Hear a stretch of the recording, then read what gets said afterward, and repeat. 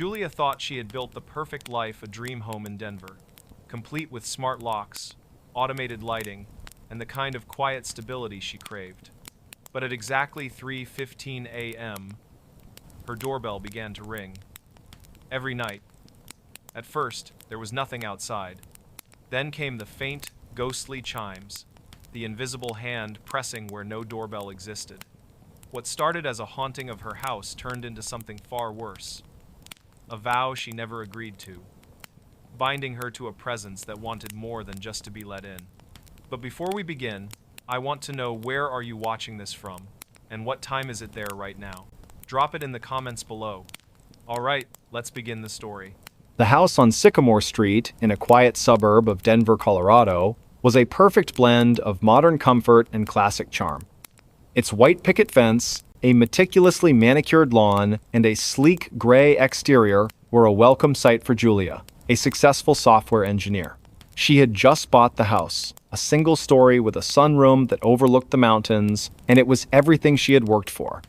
She was a woman who valued structure and logic, and the house, with its smart locks and automated lighting, felt like an extension of her own organized life.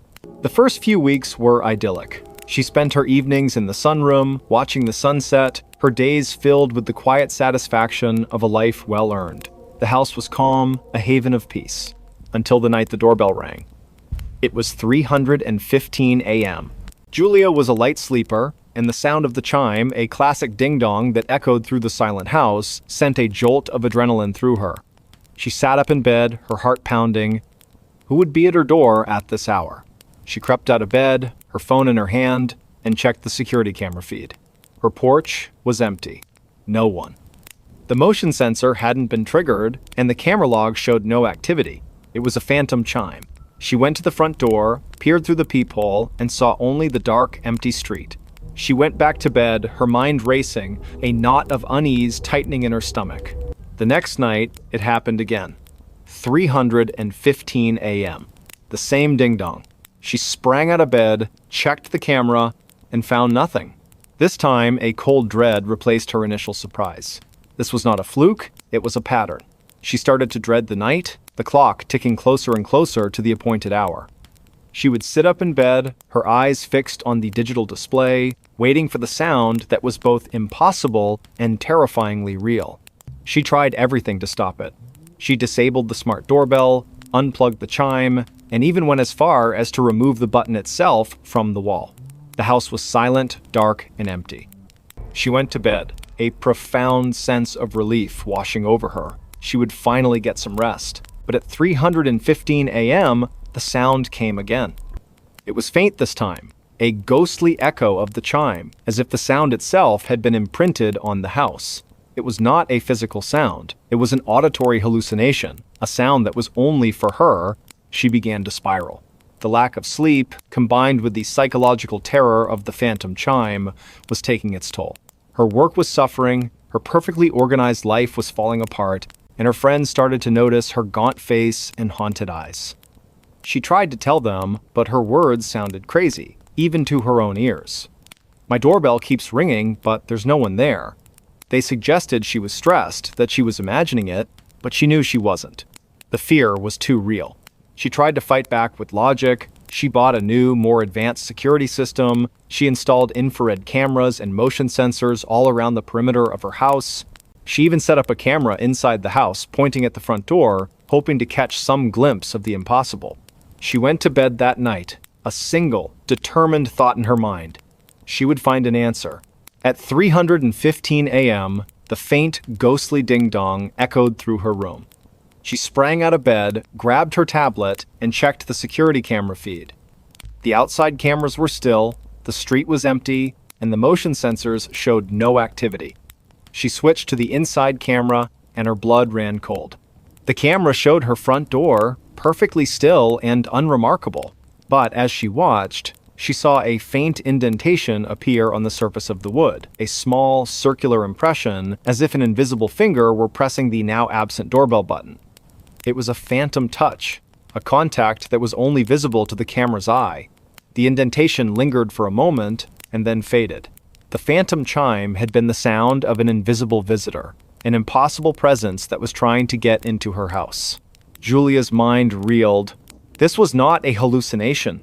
This was real. She was being haunted. But why? What did it want? She went back to the footage, pausing it, zooming in on the circular indentation. It was a perfect circle, a small, silent ring of pressure on her door.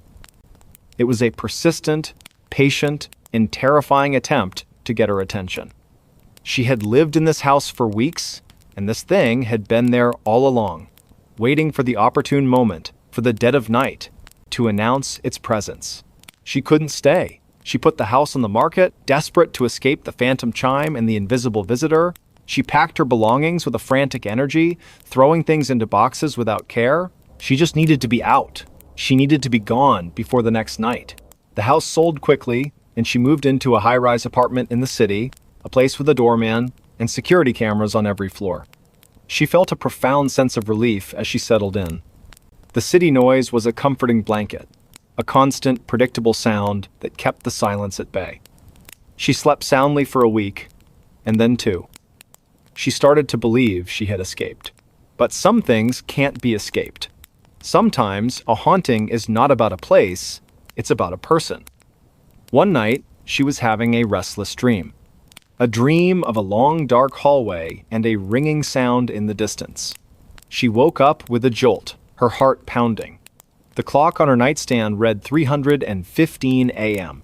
A profound, icy coldness filled her room, seeping into her skin. She heard a sound, a faint, impossible ding-dong. It was not coming from her doorbell. It was coming from inside her phone. A ghostly echo, a notification sound she had never heard before. She looked at her phone. There was a notification on her calendar. It said, "Time to open the door." Her mind went blank with terror. It had followed her. It had found her. It was not the house. It was her. The doorbell wasn't meant for the house. It was meant for her. It was a silent, persistent knock on her soul, a plea for her to let it in. She looked at the door of her apartment, a solid, modern, locked door. She imagined the circular indentation on the surface of the wood, the invisible finger pressing against it, patiently waiting for her to respond. She knew she couldn't run anymore. This wasn't a problem she could solve with technology or logic. This was something ancient, something that had found her for reasons she couldn't fathom. She had to face it. That night, she made a decision. She would open the door. She sat in a chair in her living room, her eyes fixed on the clock on her phone. She felt the coldness, the familiar dread. The clock ticked closer to 3:15 a.m. She took a deep breath. She was a woman who valued structure and logic, and the most logical thing to do was to face the impossible. 3:15 a.m. The sound came, the faint, ghostly ding-dong, a sound that was not in her ears but in her mind. She stood up, her legs shaking, and walked to her front door. She took a deep breath, and with a hand that was surprisingly steady, she unlocked the deadbolt. She turned the knob and slowly, deliberately, pulled the door open. The hallway outside was empty. The lights were on, the cameras were on, and there was no one there. She felt a profound sense of confusion. She had expected a gaunt figure, a shadow, a presence. But there was nothing. The doorbell didn't ring again. She stood there for a long moment, looking at the empty hallway. She closed the door, locked it, and went back to bed. She slept soundly for the first time in months. She had faced her fear, and it had vanished. She woke up the next morning, feeling a sense of peace and liberation she had never known. She thought about the phantom chime, about the ghost that had haunted her. It was over. She was free. But some things are not that simple. As she was getting ready for work, she noticed something strange on her left hand. On her ring finger, a small circular impression, a faint, ghostly bruise, as if an invisible ring had been pressed onto her skin. She tried to rub it off, but it wouldn't fade. It was a permanent mark, a silent souvenir of the night she had opened the door. She looked at her hand, and she felt a sudden, deep sense of understanding. It wasn't about a door. It was about a commitment. She had invited it in. She had accepted its presence. The doorbell was not a request to enter. It was a symbol of a promise. She had been chosen. and the phantom chime had been the sound of an unseen ceremony. She was now bound to the thing that had haunted her, a partner in a haunting she had no memory of. And sometimes, when she's alone and the city is quiet, she looks at her hand, at the faint, circular bruise, and she hears it, a soft, gentle knock. A knock that is not a chime, but a promise.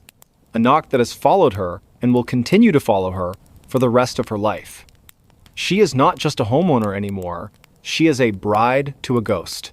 And the phantom chime was the sound of her wedding bells.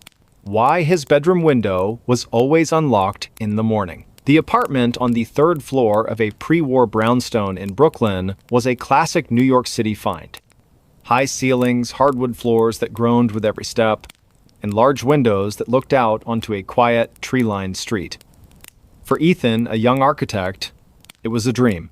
He had moved there for the space and the light, a welcome change from the cramped studio he had occupied for years. He meticulously arranged his furniture, set up his drafting table by the window, and settled into a life of predictable, quiet solitude. The first strange occurrence was so subtle he almost missed it. He was a creature of habit, and his morning ritual never varied. He would wake up, get a cup of coffee, and then go to his bedroom window to look at the street below. One morning, as he opened the blinds, he noticed his window was unlocked. He distinctly remembered locking it the night before. He was a stickler for security, a habit ingrained from years of city living. He shook his head, thinking he must have been tired, and locked it again. It happened the next day, and the day after that. Every morning, without fail, the window would be unlocked. He started to take it more seriously. He would double-check the lock before getting into bed. He would even take a picture of it with his phone, the lock firmly in place, the brass bolt slid securely into the frame. In the morning, he would check the photo and then look at the window. The photo would show the window locked, the window would be unlocked. He couldn't explain it. He was a rational man, a man who believed in cause and effect. He considered every possibility. Was it a draft? A faulty lock? He took the lock apart, cleaned it, and reassembled it. It worked perfectly. He even installed a secondary lock, a simple latch at the top of the window frame. He would lock both of them, and in the morning, both would be unlocked. It was a maddening, impossible reality. The feeling of dread began to seep into his life. He was no longer just annoyed, he was terrified. Someone or something was in his room every night. He couldn't shake the image of a gaunt, shadowy figure standing by his bed watching him sleep. He had no proof. No other evidence of an intrusion. The apartment was pristine in the morning. Nothing moved, nothing missing, just the open window. He bought a motion-activated camera, a small, discreet one that he placed on his dresser, pointing directly at the window. He was so nervous that night he barely slept, waking up at every creak of the floorboards. In the morning, he checked the camera. The video showed him getting into bed, the room falling silent. He fast-forwarded through the footage, watching himself sleeping peacefully. Then, at 2:47 a.m., he saw it. The camera's red light flickered on, the window was in the frame, and he saw, with a gut-wrenching certainty, the lock on the top latch slowly, silently slide out of place. A moment later, the main lock followed, the brass bolt retracting with an almost imperceptible click. The window itself did not move. It was as if an invisible hand had reached out and unlocked it. He watched, his heart pounding as the video continued. Nothing else happened. The room was still. The camera's light turned off and the video ended a few seconds later. Ethan's mind was a whirlwind of fear and disbelief. He had proof. There was a presence in his room, an entity that was not human that was unlocking his window every night. But why? What did it want? He looked at the video again, searching for any other sign, any other clue, but there was nothing. The room was a tableau of perfect silence and stillness. Just a window, unlocking itself. He couldn't stay in the apartment anymore. The feeling of being watched, of being vulnerable to an invisible intruder, was too much to bear. He called his landlord, told him he was breaking his lease, and began packing his belongings. He didn't tell his friends or family why. He didn't want to sound crazy. How could he explain that he was leaving his dream apartment because a ghost was unlocking his window? He found a new place, a modern high-rise in a different part of the city. The windows were new, made of reinforced glass, and the locks were mechanical marvels. He felt a sense of relief as he settled in, a feeling of security that he hadn't known in weeks. He meticulously checked every lock, every evening, before he went to bed. He was determined to leave the terror behind. The first week was peaceful. He slept soundly, his dreams free of shadows and fear. He started to believe it was over, that he had finally escaped whatever had haunted him. But then, one morning, he woke up and noticed something strange. A faint, almost imperceptible film of dust on his nightstand. He wiped it away, thinking nothing of it. The next morning, it was there again. And the morning after that, it was as if someone had run a single, ghostly finger over the surface of the wood. Then, he found something in his bed. A small, black feather. It was impossibly thin, almost like a piece of ash, and it was nestled in his sheets, right by his pillow. He picked it up, his hand trembling. It didn't look like any feather he had ever seen. It was a cold, alien object. He was losing his mind. He was trying to find a rational explanation for irrational events. He was back in the same cycle of fear, the same cycle of disbelief. He went to the old apartment. The window was locked, just as he had left it. He looked up at his old room, at the large, beautiful window, a window that had become a source of profound terror. He wondered if his replacement had noticed the unlocked window in the morning. He decided to do more research. He went to the local historical society, a musty old building filled with the memories of the city. He looked through old records of his brownstone, tracing its history back to the 1800s. He found a story, a small, almost forgotten article from a local newspaper. A young boy, a child named Edward, had lived in the building in the late 1800s.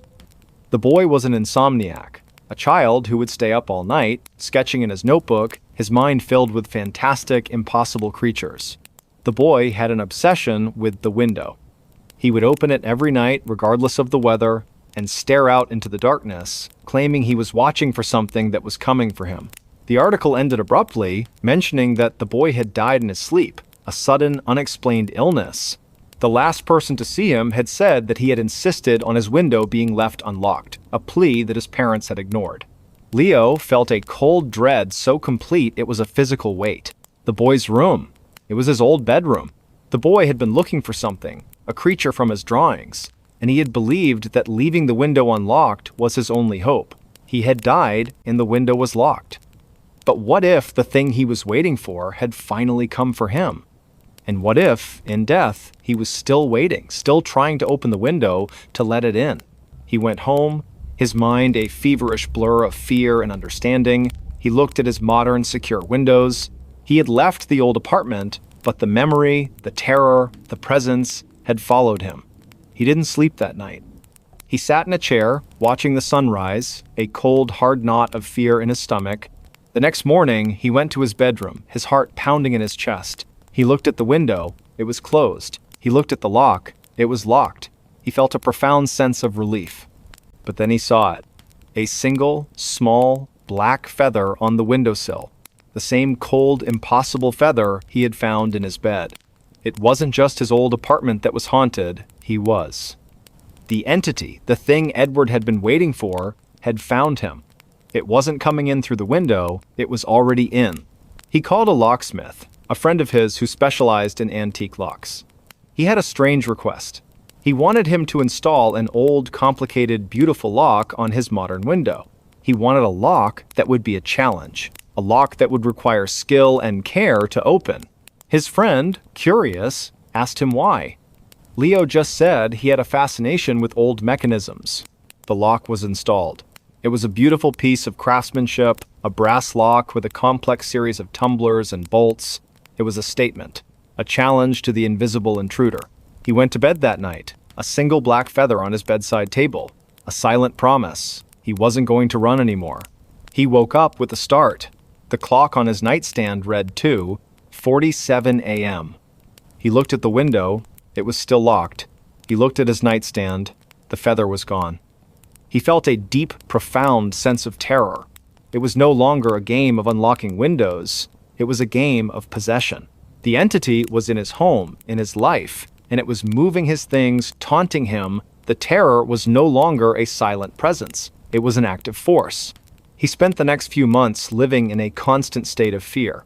He would come home to find objects moved, his keys on a different hook, his books in a different order. He would find these small black feathers in the most impossible places, in his coffee mug, in his shoe, in his pocket. The entity was toying with him, making him question his sanity. He would find notes on his computer, notes he didn't write, notes that said, "I'm here." He couldn't take it anymore. He had to confront it. He was a rational man, but he was at the end of his rope. He would do the impossible. He would leave his window unlocked. He would invite it in. He would face it. That night, he went to his bedroom window, his hands shaking, and he unlocked the intricate brass lock. He did the same to the old-fashioned latch on the top. He left the window open, just a crack, a silent invitation. He got into bed, a cold, hard lump of dread in his stomach. He didn't close his eyes. He waited. He waited for the cold, the shadow, the presence. He waited for the feather to appear. He waited for what felt like an eternity. Nothing happened. The sun began to rise, casting a pale glow into his room. He was exhausted, but he had no fear. He looked at his window. It was still unlocked. He looked at his nightstand. There were no feathers. He felt a profound sense of confusion. Had it all been a dream? Had he gone crazy? He got out of bed, a new question in his mind. Not why was his window unlocked, but why was it no longer unlocked? He walked over to the window, his mind racing. He looked out at the street below, at the people walking to work, at the world that was moving on without him. He looked at the window, and he saw a note. A small piece of paper, folded into a perfect square, was stuck to the glass. He opened the window and grabbed the note. It said, "It's too late. I'm already inside." He didn't run. He just stood there, the note in his hand, looking at his reflection in the glass. He saw a man who had lost his mind, a man who had invited a ghost into his home. He looked at his reflection, and he saw a single, small black feather in his hair. He looked at the note in his hand, and he felt a single, slow knock on the back of his head. A knock that he knew was not the wind, not a neighbor, not the house settling. It was the last goodbye. It was the last time he would ever feel alone. He woke up and realized someone had tucked him in. The small one-bedroom apartment on the edge of downtown Chicago was everything Alex needed. A cozy space, a view of the skyline, and the comforting anonymity of a bustling city. He was a creature of habit, a man who lived a solitary and predictable life. He worked long hours as a data analyst, and his evenings were a quiet rhythm of takeout, a good book, and a sound sleep. His bed was his sanctuary, a place of peace and rest after a long day of numbers and spreadsheets. He was a man who believed in facts, in data, and in the tangible world. The first time it happened, he woke up with a start, a familiar cold chill running through him. He was covered in a way he wasn't before. His comforter, which he always just pulled up to his waist, was now tucked neatly under his chin, the sides folded firmly under the mattress. It was a perfect, deliberate tuck. He sat up, his heart pounding. The room was dark, the blinds were closed, and there was no one there. He told himself he had done it in his sleep, a weird, subconscious action. He was a single man. There was no other explanation. He was just tired. He pulled the covers off, untucked the corners, and went back to sleep. The next morning, it happened again. The comforter was tucked neatly under his chin, the sides firmly secured. This time, he was more than just confused. He was unsettled. He lived alone. The door was locked, the windows were sealed. He had no pets. He spent the entire day at work in a state of unease, his mind replaying the image of the perfectly tucked blanket. He couldn't shake the feeling of an unseen presence in his bedroom. That night, he decided to do something about it. He bought a motion-activated camera, a small, discreet one, and placed it on his nightstand, pointing directly at his bed. He wanted proof. He wanted to see himself, in the middle of the night, tucking himself in like a child. He went to bed, a cold, hard lump of dread in his stomach. He didn't sleep well. He woke up at every creak of the floorboards, every distant siren, convinced he would catch the culprit in the act. But he never saw anything. In the morning, he checked the camera footage. He fast-forwarded through the video, watching his sleeping form, the slow rise and fall of his chest. He watched for hours, his eyes glued to the screen. At 3:17 a.m., the camera's red light flickered on. He was sleeping soundly. The blanket was just over his waist, as he had left it. Then he saw it. A faint shadow, a fleeting ripple of air, seemed to pass over his bed. The comforter, without a single visible hand to guide it, slowly began to move. The sides folded under the mattress, a perfect tuck. The top of the comforter was pulled up, just to his chin. The motion was slow, deliberate, and silent. There was no one there. Just a shadow, a presence, a force that was tucking him in. Alex's breath hitched in his throat. He went back to the footage, watched it again and again, hoping it was a glitch, a trick of the light. But it wasn't. The motion was too fluid, too purposeful. It was an entity, a thing that was entering his room, not to scare him, not to harm him, but to perform a quiet domestic act. It was tucking him in. The terror of a monster was replaced by a more insidious, a more profound kind of fear. The fear of something that was a part of his life. A silent, unseen companion that watched him sleep and cared for him in its own chilling way. He couldn't stay in the apartment anymore. The feeling of being watched was too much to bear. He didn't tell his friends or family why he was moving. How could he explain that he was leaving his home because a ghost was tucking him in? He found a new place, a modern building with a doorman, a place where he was sure no one could get in. He meticulously checked every lock, every evening before he went to bed. He was determined to leave the terror behind. The first few nights were peaceful. He slept soundly, his dreams free of shadows and fear. He started to believe it was over, that he had finally escaped whatever had haunted him. But then, one morning, he woke up and noticed something strange. A faint, almost imperceptible circular impression on his pillow, as if a head had been rested there. He dismissed it. A crease in the pillowcase. The next morning, it was there again. And the morning after that, it was a silent message. A new kind of tuck. He began to research the history of his old apartment building. He went to the city archives, poring over old documents and newspaper clippings. He found a story, a small, almost forgotten article from a local newspaper in the 1920s. A woman named Clara had lived in his old apartment. She was an elderly seamstress who lived alone. She was known for her kindness and her love of her small, cozy home. The article mentioned that she had died in her sleep, a peaceful death. The last person to see her had said that she had a strange habit of tucking in her guests even when they were asleep. She believed it was a way of showing care, a quiet, gentle act of love. Alex felt a cold dread so complete it was a physical weight. Clara, the seamstress who had lived in his apartment, she hadn't left. She was still there, in the quiet, empty space, performing her small act of care. She wasn't a monster. She was a ghost who had chosen him, a lonely ghost who was just trying to be a good host. The thought was somehow more terrifying than any demon or ghoul. The ghost of a lonely seamstress who wanted to be his friend. He couldn't go back to the old apartment. He had left her. He had abandoned her. Her simple, kind act of tucking him in. He felt a profound sense of guilt. He had feared her, run from her, when all she had wanted was to care for him. He sat in his new, modern apartment, a city of millions around him, and felt more alone than ever before. He thought of Clara, of the lonely ghost in the old apartment, still waiting, still watching. He decided to go back. He had to. He had to apologize. He had to let her know he wasn't afraid. He went to the old building, a key in his pocket that he had never returned. He went up the 3 flights of stairs, his heart pounding in his chest. He unlocked the door to his old apartment, and he walked in.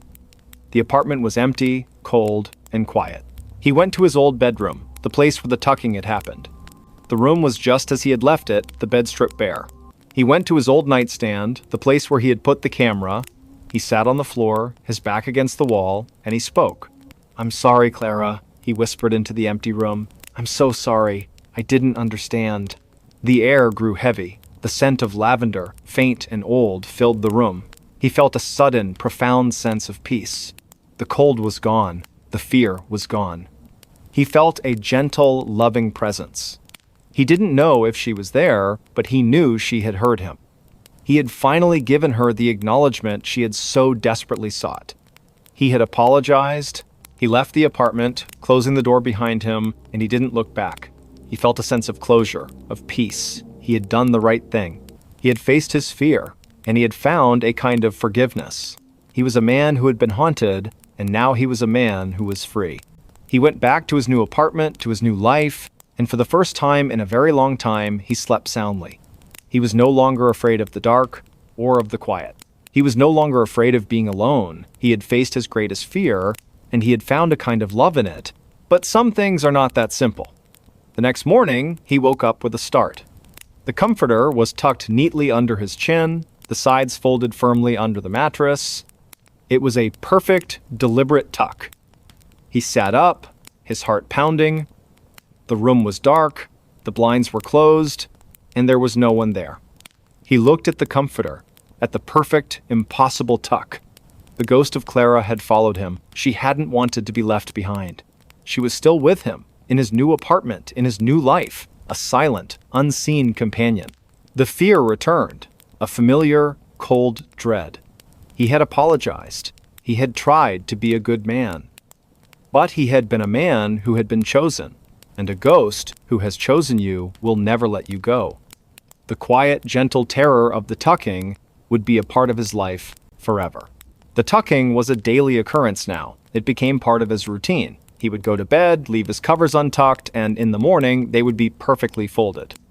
It was a constant, unsettling reminder of his unseen companion. He no longer felt fear, but a weary acceptance. It was a part of his life, a strange, impossible roommate. He would find other small signs of her presence. The faint scent of lavender when he walked into his bedroom, a single loose thread on his pillowcase, as if she were a seamstress still at work. He tried to live a normal life, but the secret of his nocturnal visitor was a heavy weight on his soul. He started to talk to her. He would lie in bed in the dark and whisper into the silence. He would tell her about his day, about his work, about the new coffee shop he had found. It was a strange, one-sided conversation, but he felt a sense of connection, a strange companionship with the ghost of a lonely seamstress. He wasn't just a man who was haunted. He was a man who was no longer alone. But the companionship was not without its own brand of terror. Sometimes he would wake up, and the blankets would not be tucked. Instead, they would be pulled down to his feet, and he would feel a cold, icy presence on his chest.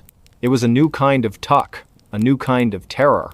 It was a warning, a reminder that she was not just a kind old woman, she was a ghost. And ghosts are not always kind.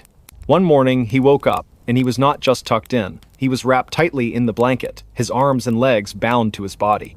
He struggled to get free, his heart pounding with a primal, suffocating fear. He heard a soft whisper, a voice that was not in his ears, but in his mind. "Stay a while. I'm lonely." He finally managed to get free, his body shaking with terror. The blankets were perfectly wrapped, a tight, impossible cocoon. He looked at his reflection in the mirror, and he saw a man who was no longer just a tenant. He was a possession. Clara was not just a companion, she was a captor. He fled the apartment, ran out into the city streets, a man who had lost his mind. He found a friend, a man who had always been a skeptic, and he told him everything. The ghost, the tucking, the whispers. His friend listened, his face a mask of concern. He tried to be supportive, but the look in his eyes told a different story. He believed that his friend had gone crazy. Alex knew he couldn't go back. He couldn't go back to the apartment, to the woman who was trying to love him to death. He lived on the streets for a week, sleeping in parks and bus stations, a man with no home, no peace, no sanity. He was a fugitive from a ghost. One night, he was huddled in an alley, the cold Chicago wind biting at his skin. He felt a soft hand on his shoulder. He looked up, and he saw a woman. She was an old woman with a kind face and gentle eyes. She was holding a blanket. "You must be cold," she said, her voice soft and full of concern. She put the blanket around him, and gently, carefully, she tucked him in. He looked at her, and he saw a face that was both familiar and alien. It was the face of Clara. He tried to scream, but no sound came out. The woman smiled, a kind, loving smile. She sat down next to him, and she began to talk. She told him about her life, about her home, about her love for her work. She talked, and he listened. A man who was no longer alone, he was with his ghost. She had followed him, she had found him, she had never let him go. The tucking was not just a gesture of care, it was a shackle, a promise that he would be hers forever. She checked her phone footage and saw herself awake. The small apartment in Austin, Texas, was a testament to Amelia's love for order. Every book on the shelf was alphabetized, the throw pillows on the couch were always perfectly fluffed, and the kitchen counters were perpetually clear. Her life was a carefully curated sequence of events, a calm and predictable rhythm. She was a freelance graphic designer, and her days were spent in the quiet company of her monitor, a cup of green tea, and her dog, a sleepy beagle named Barnaby. Her nights were a different story. For the past few weeks, sleep had become her enemy. She would wake up in the middle of the night, a profound and unsettling chill running through her, with no memory of what had disturbed her. The first few times, she dismissed it. A bad dream, a strange noise from a neighbor, the natural restlessness of a person under a bit of stress, but it started to happen every night. Always around 3:00 a.m. She would sit up in bed, wide awake, her heart pounding, her mind a blank slate. The strange awakenings started to take their toll. She was perpetually exhausted, her focus at work was suffering, and the lines of her carefully ordered life were beginning to blur.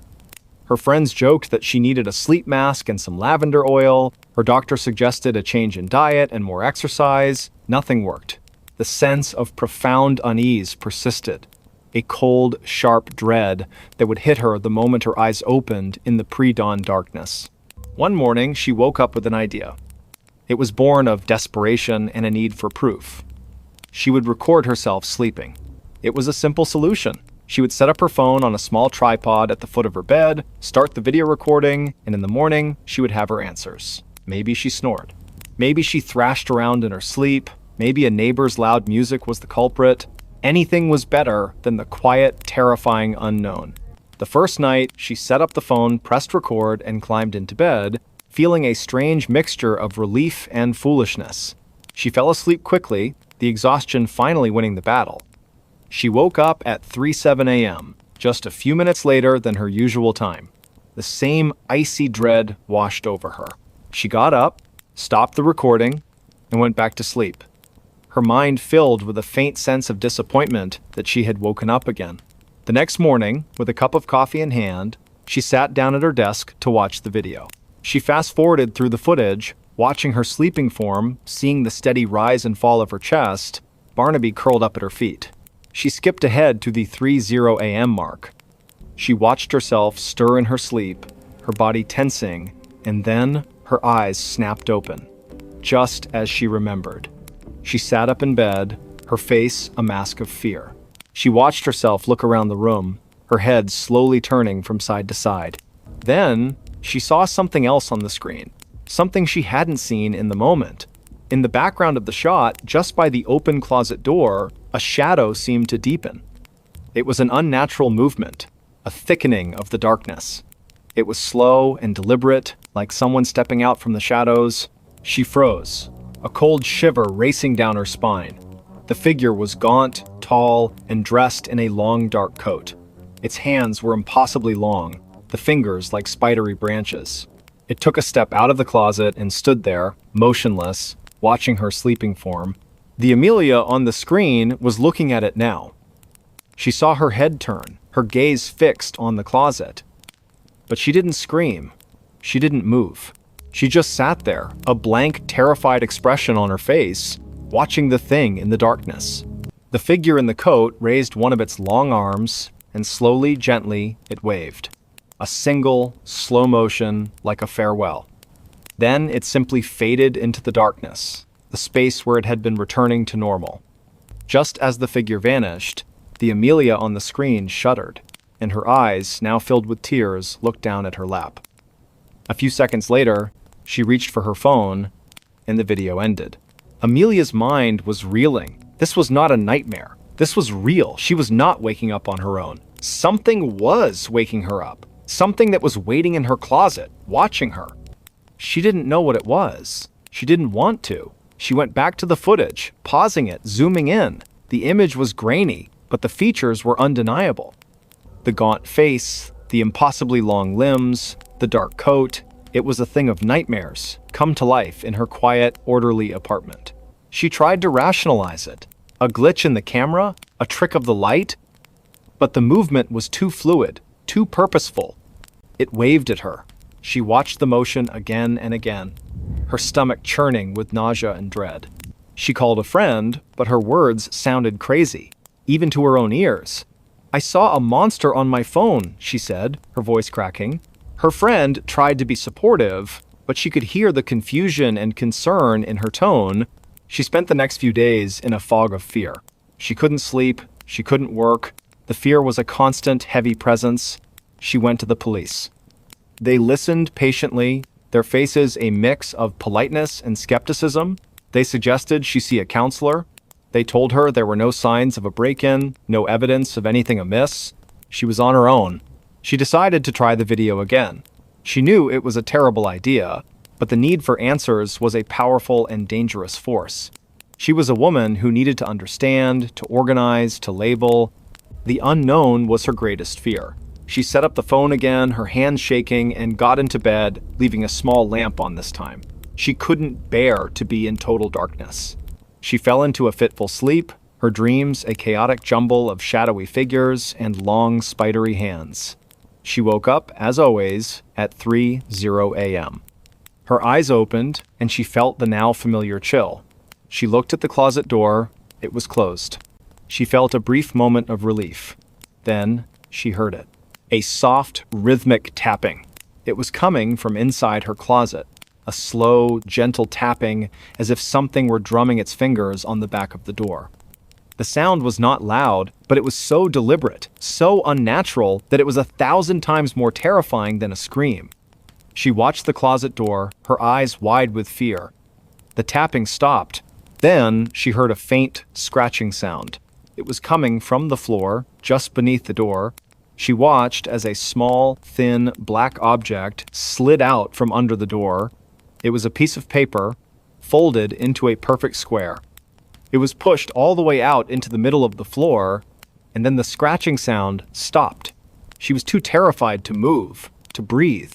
She waited until the first light of dawn broke through her window. The terror had given way to a quiet, cold determination. She got out of bed, her body stiff with fear. She went to the paper and picked it up. Her hands were shaking so badly she could barely unfold it. Inside, there was a single sentence, written in a spidery, unsettling script. "I miss our conversations." Her mind went blank. Conversations? What conversations? She didn't remember any conversations with a shadowy figure. The thought was horrifying. She had been awake. The video had shown her. But she had no memory of it. The thing in her closet was waking her up and speaking to her, and then somehow making her forget. It was more than a presence. It was a parasitic memory, a dark companion that was slowly, patiently stealing her waking hours. She ran. She didn't pack anything. She grabbed Barnaby, her keys, and her wallet, and she ran out of the apartment. She didn't stop to call anyone. She drove to the nearest motel, checked in, and sat on the bed in the middle of a brightly lit room, her phone footage playing on a loop. She watched herself, her sleeping self, a quiet, unsuspecting prey, and she watched the shadowy figure, a patient predator, waiting for her to wake up. She never went back to the apartment. She abandoned her furniture, her belongings, her carefully curated life. She moved to a new city, a place with a different time zone, where 3:00 a.m. was not 3:00 a.m. anymore. She installed security cameras throughout her new apartment, and she never, ever slept with her closet door closed. She started therapy, a long, difficult process of trying to understand the gaps in her memory and the nature of the fear that had become a constant companion. She learned about dissociative amnesia, about the mind's way of protecting itself from trauma, but she knew this wasn't just a psychological break. It was something else. Months turned into a year. She was beginning to heal. She had a new job, new friends, a new rhythm. The terror had receded, replaced by a quiet, lingering vigilance. The memory of the figure in the coat was a dull ache in the back of her mind, a scar from a wound that would never fully close.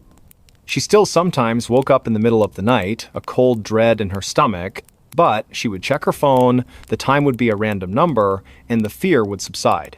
She told herself she was okay. She told herself she was safe. Then, one night, she was having a restless dream.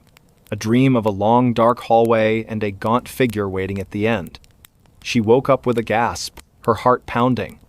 The clock on her nightstand read 3:00 a.m.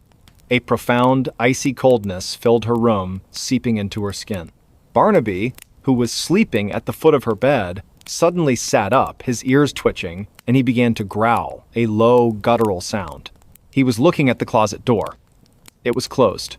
A single, small piece of paper slid out from under the door, unfolding as it went. It was a perfect square. It came to rest in the middle of her floor. Her breath caught in her throat. She looked at Barnaby, and he was still growling, his eyes fixed on the paper. She was terrified, but a new feeling, a feeling she hadn't known before, was rising within her. It was a cold, quiet anger.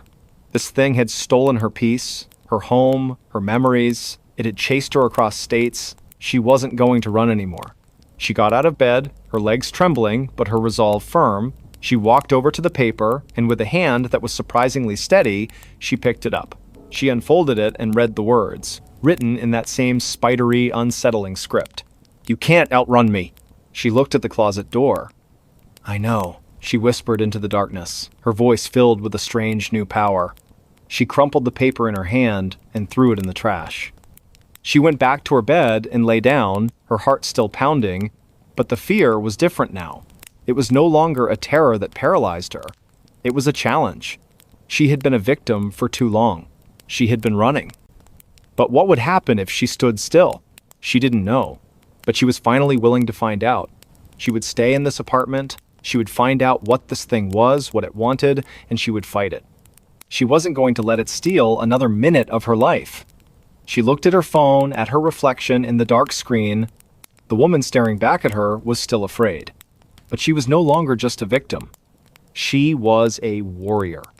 And for the first time in a very long time, she was finally home. She wasn't going to let the shadows win. The stranger who sat at the edge of her bed and vanished. The old farmhouse, set deep in the rolling hills of rural Ohio, was everything Eleanor had ever wanted. A wraparound porch for drinking coffee at sunrise, a stone fireplace that crackled with warmth on cold nights, and a sky so dark with no city lights that the stars looked like a spilled handful of diamonds. She had moved there to escape the relentless noise of her life, to find a stillness she hadn't known since childhood. For a year, the house was her sanctuary. Its creaks and groans were the comfortable sounds of a living, breathing structure. The silence was a blanket she could wrap herself in. Then, the quiet changed. It was subtle at first. A feeling of being watched when she was alone in the kitchen. A cold draft in the hallway, even with every window sealed tight. She brushed it off as an overactive imagination, a side effect of living so far from civilization. She told herself it was just the isolation settling in. But then, one night, she woke up with a start. The digital clock on her nightstand glowed 3:17 a.m. Her breath caught in her throat. She wasn't alone.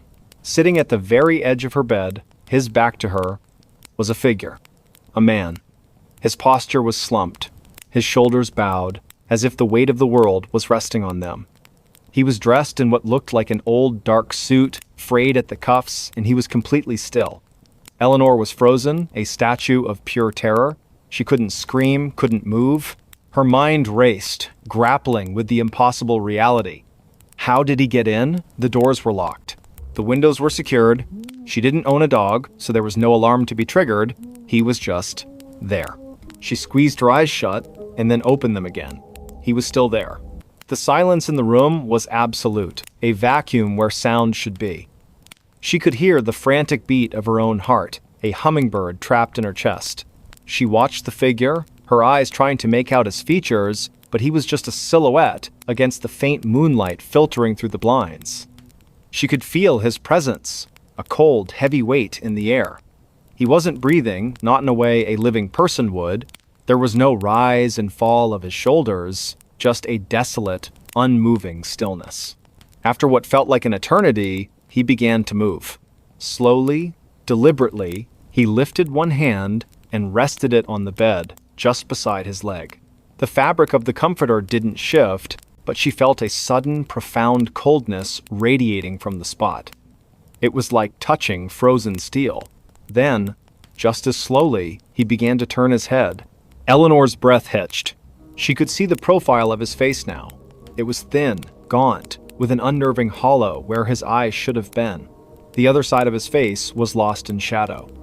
He was turning, slowly, agonizingly, to look at her. She felt an overwhelming dread, a primal fear that had nothing to do with a home invader and everything to do with something ancient and wrong. She knew, with a terrifying certainty, that this was not a person. He was facing her now. She could not see his eyes in the gloom, but she felt them. 2 pinpricks of icy malice piercing through the darkness. A shiver of pure dread ran from the top of her head down to her toes. Then she saw his mouth. A long, thin line that curled up into a slow, deliberate, grotesque smile. The smile was not one of mirth or greeting. It was the smile of a predator, of a thing that had found its prey. And just as she felt the scream tear its way up her throat, the figure vanished. Not faded, not dissolved into mist, he simply ceased to be. One moment he was there, a solid form on the edge of her bed, and the next the space was empty. The cold spot on the comforter was gone. The heavy, oppressive feeling in the room lifted, replaced by the familiar, comforting quiet of her farmhouse. But the quiet was no longer a blanket. It was a shroud. She didn't sleep again that night, or the night after. The image of that gaunt face, that predatory smile, was seared into her mind. She tried to tell herself it was a waking dream, a hallucination brought on by stress, but the memory was too vivid, too real. She bought a new alarm system, installed motion-activated lights, and even got a large dog from the local shelter. She did everything she could to feel safe, but the feeling never returned. The man came back. Not every night, but randomly, sporadically. Sometimes a week would pass, and she would begin to think it was over. Then she'd wake up, a sudden, cold dread in her stomach, and see him again. Always at the same time, 3:17 a.m., always sitting at the edge of her bed, his back to her. He never spoke, never moved, except for that slow, terrifying turn. She stopped trying to scream. She just watched, paralyzed by fear, as he turned his head and gave her that awful, empty smile. She became a prisoner in her own home. She would stay up until 4:00 a.m. every night, drinking endless cups of coffee, trying to outlast the visitation.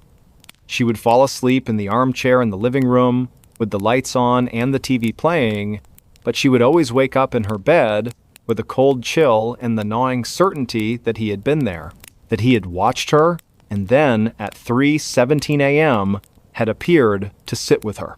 She began to notice other things. Objects moved in her house, the books on her shelf would be out of order, a favorite teacup would be in the wrong cupboard. Her dog, a large and boisterous golden retriever, would often whimper and refuse to enter her bedroom after midnight. He would stand at the doorway, hackles raised, and growl at something Eleanor couldn't see. He saw him. She knew it. He saw the stranger. Desperate, she started researching the history of the house. She went to the local historical society, poring over brittle, yellowed documents. She found a story about the family who had built the house in the 1880s. The family, the Andersons, had a young son named Elias, who was an artist.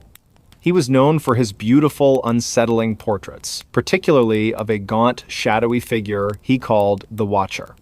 He claimed the figure sat with him every night, watching him paint. The story ended abruptly. Elias was found dead in his bed, an expression of profound terror frozen on his face. The official cause of death was an unknown fever, but the town whispers suggested something else. Eleanor felt a cold dread, so complete it was a physical weight. The date of Elias's death? October 17th, 3:17.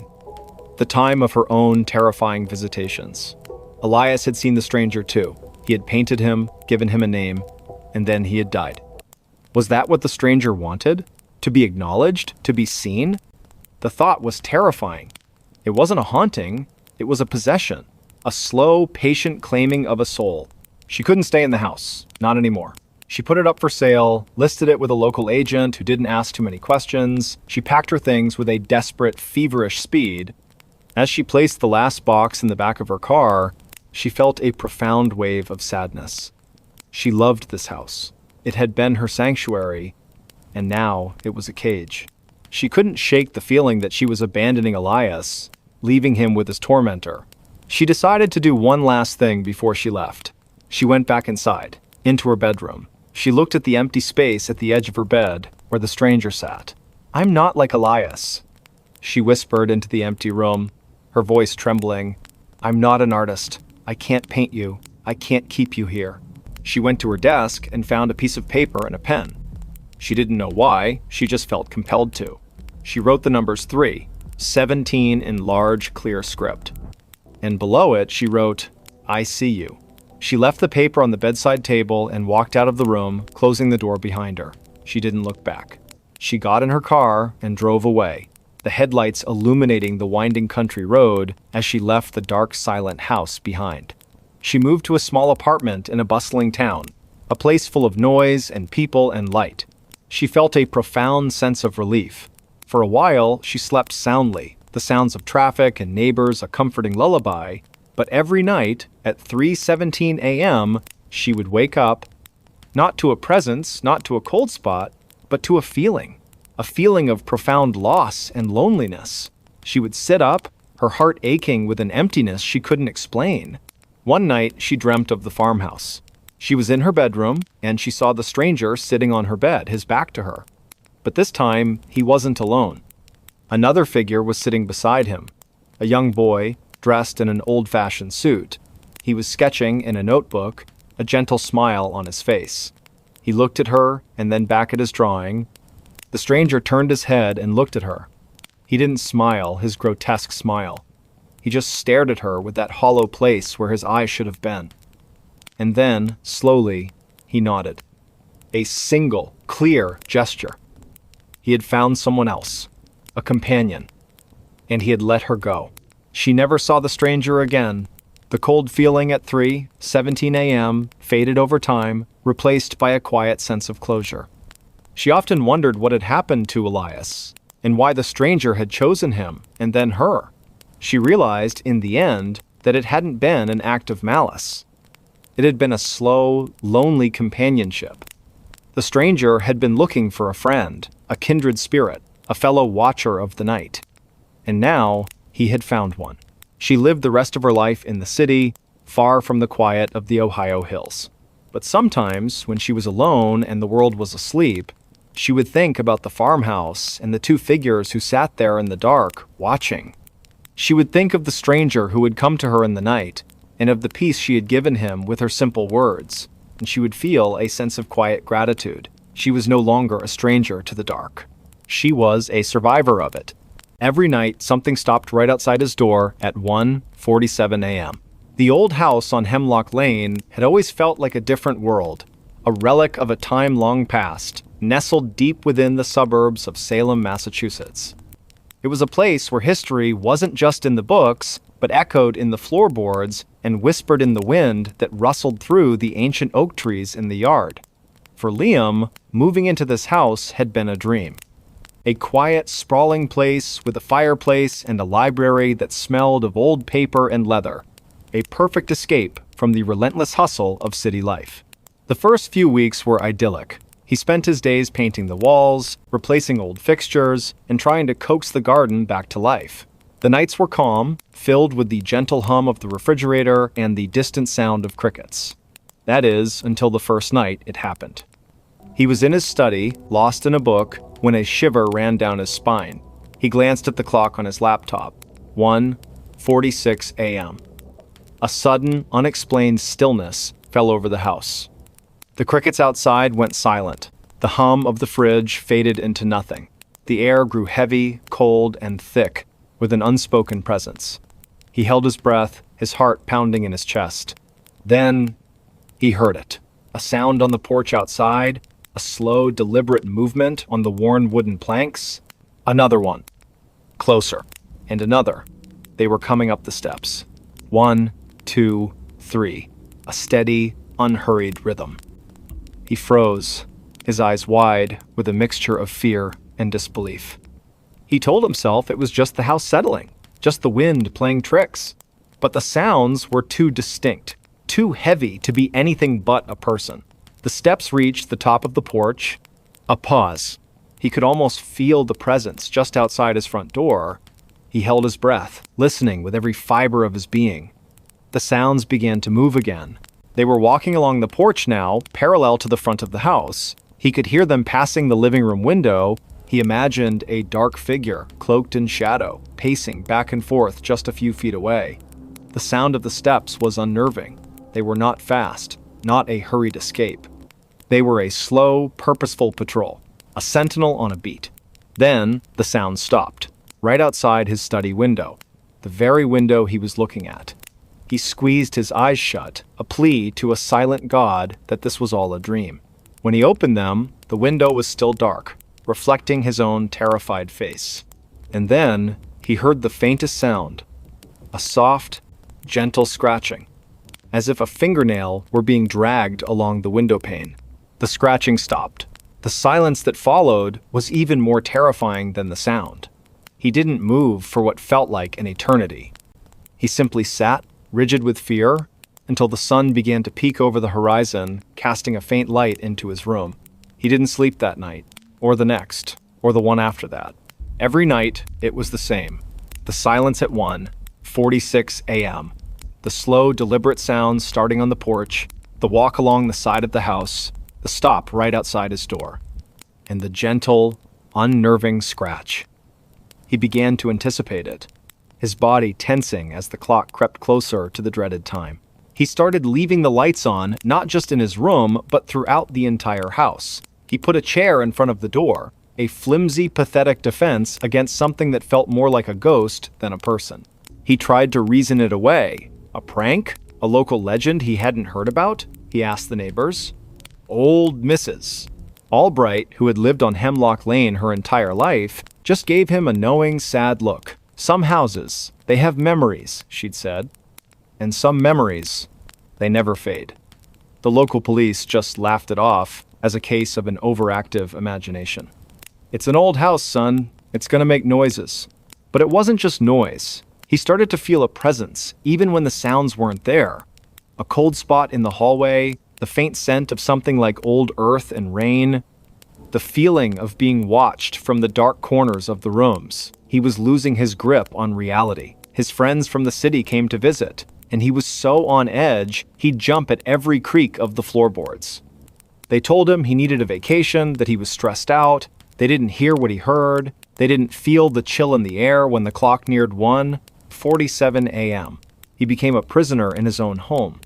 He'd spend his days trying to exhaust himself, hoping he would fall into a deep, dreamless sleep and not hear the approaching sounds. He'd run for miles, work in the garden until his hands were raw, and paint until his shoulders ached. But exhaustion was no match for dread. At 1:45 a.m., he'd find himself sitting on the floor, his back against the door, his breath coming in ragged gasps. He would close his eyes, clamp his hands over his ears, and wait for the silent approach. And wait for the pause. The dreadful, heavy pause. He started doing his own research. He went to the local library, poring over old microfiches and town records. He learned about the history of the house, about the families who had lived there. And then he found it. A small, almost forgotten article from a local newspaper dated back to the 1920s. A boy, a 10-year-old named Thomas, had vanished from the house. He'd gone to bed one night, and in the morning, his room was empty. No signs of a struggle, no forced entry, just gone. The article mentioned that the last person to see him was his older sister, who claimed she had heard his footsteps pacing back and forth on the porch outside his window late that night, just before he disappeared. She said they stopped, and then there was a faint scratch on the window, and then silence. The article ended with the case being unsolved, a local tragedy that had faded into the annals of forgotten history. Liam felt a cold dread settle in his stomach, a chill that had nothing to do with the temperature, the boy's room. But it was his study now, the very room where he first heard the sounds. He thought of Thomas, a young boy, pacing outside his window at night, perhaps looking for a way in or a way out. He couldn't stay anymore. The house, his dream house, had become a tomb. He called a real estate agent, put the place on the market, and made plans to move back to the city. He didn't care about the money, he just wanted to be free. He packed his belongings with a frenzied, desperate energy, tossing things into boxes without care. He had to be out before the next night. He had to be. The last box was packed. The car was loaded. He had the keys in his hand, ready to leave. He took one last look around the empty, cavernous house. He saw the peeling wallpaper, the stained floorboards, and the way the shadows clung to the corners. He felt a sudden wave of pity for Thomas, for the little boy who had been trapped here for so long. He felt a pang of guilt. Was he just going to leave Thomas here to wait for the next person? The thought was unsettling. He went to the study, the room that was the epicenter of his terror. He stood in the middle of the room, looking out the window, his reflection staring back at him. "I'm sorry, Thomas," he whispered into the silent room. "I'm so sorry." As he stood there, a sudden, cold breeze swept through the house, even though all the windows were shut. The scent of old earth and rain was stronger now. The grandfather clock in the hall began to chime, its ancient bell echoing through the empty space. 1. A pause. 2. Pause. 3. The chimes were impossibly slow. He didn't need to look at his watch to know the time. The final chime rang out. 1:46 a.m. He heard the first sound. He felt a sudden, inexplicable urge to do something, anything, besides run.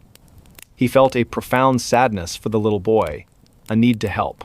He walked to the window, his hand trembling, and gently rapped on the glass. Rap. He waited. The sounds outside stopped. The silence returned, a heavy, expectant quiet. He held his breath. Then he heard it, the sound of a single, slow movement. On the porch, just outside the front door. Another one. The sounds were not pacing anymore. They were receding, getting softer and softer, down the porch steps, back toward the yard. The sound was fading. The sound was gone. He waited in the silence, a new kind of silence, a different kind of quiet. He went to the front door, his hands still trembling, and looked out. The yard was still, the trees unmoving. He looked out at the street, empty. The moon cast a pale glow on the old house. For the first time in months, he felt no fear. He felt a peace. He returned to his car, got in, and drove away from Hemlock Lane, not once looking in the rearview mirror. He was free. He didn't know what had happened, what his small act of acknowledgement had done. He just knew that he had left a quiet house behind him. A house that, perhaps, had finally found its peace as well. Years later, he still lived in the city, but he never forgot the old house and the sounds that had haunted him. He often wondered about Thomas, and about what he had finally found out there in the quiet night. He wondered if he was finally home, and sometimes, on quiet, dark nights, when the rain pattered against his window, he'd find himself looking at the clock, and when it was 1:47 a.m., he'd listen, and he would hear nothing at all. He woke up and realized someone had tucked him in. The small, one-bedroom apartment on the edge of downtown Chicago was everything Alex needed. A cozy space, a view of the skyline, and the comforting anonymity of a bustling city. He was a creature of habit, a man who lived a solitary and predictable life. He worked long hours as a data analyst, and his evenings were a quiet rhythm of takeout, a good book, and a sound sleep. His bed was his sanctuary, a place of peace and rest after a long day of numbers and spreadsheets. He was a man who believed in facts, in data, and in the tangible world. The first time it happened, he woke up with a start, a familiar cold chill running through him. He was covered in a way he wasn't before. His comforter, which he always just pulled up to his waist, was now tucked neatly under his chin, the sides folded firmly under the mattress. It was a perfect, deliberate tuck. He sat up, his heart pounding. The room was dark, the blinds were closed, and there was no one there. He told himself he had done it in his sleep, a weird, subconscious action. He was a single man. There was no other explanation. He was just tired. He pulled the covers off, untucked the corners, and went back to sleep. The next morning, it happened again. The comforter was tucked neatly under his chin, the sides firmly secured. This time, he was more than just confused. He was unsettled. He lived alone. The door was locked, the windows were sealed. He had no pets. He spent the entire day at work in a state of unease, his mind replaying the image of the perfectly tucked blanket. He couldn't shake the feeling of an unseen presence in his bedroom. That night, he decided to do something about it. He bought a motion-activated camera, a small, discreet one, and placed it on his nightstand, pointing directly at his bed. He wanted proof. He wanted to see himself, in the middle of the night, tucking himself in like a child.